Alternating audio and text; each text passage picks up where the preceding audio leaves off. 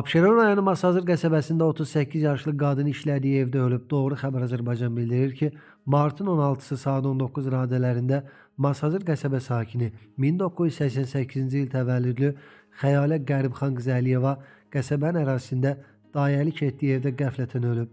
Onun ölüm səbəbi hələlik məlum deyil. Faktla bağlı Abşeron rayon prokurorluğunda araşdırma aparılır.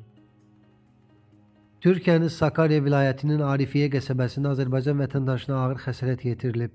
Doğru xəbər Azərbaycan bildirir ki, Fatih məhəlləsində naməlum şəxs və şəxslər 30 yaşlı şəxsi döyüblər.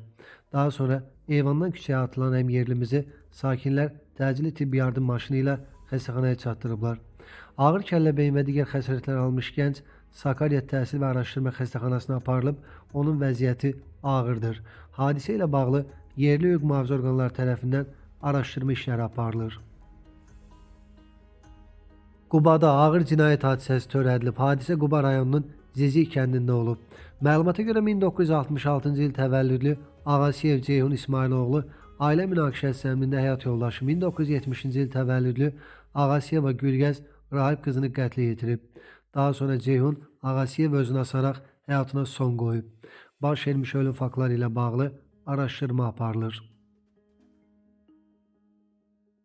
Gecə saat 1 radələrində Bakıda bədbəxt hadisə baş verib. Hadisə paytaxtın Yasamal rayonu Nərmanov prospekti ev 203 ünvanında qeydə alınıb. Belə ki, 2006-cı il təvəllüdlü Turan Adil qızı Şirinli yaşadığı binanın 5-ci mərtəbəsinə yıxılaraq həyatını itirib.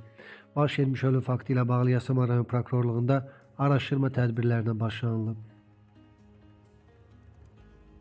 Şəmkir rayonunda da bədbəxt hadisə baş verib. Doğru xəbər Azərbaycan bildirir ki, rayonun Abbaslı kənd sakini 1961-ci il təvəllüdlü Arzuman Məmmədov yaşadığı evin qarşısında lampanı dəyişmək istəyərkən nərdivandan yıxılıb. Nəticədə o aldığı xəsarətlərdən elə hadisə yerindəcə həyatını itirib.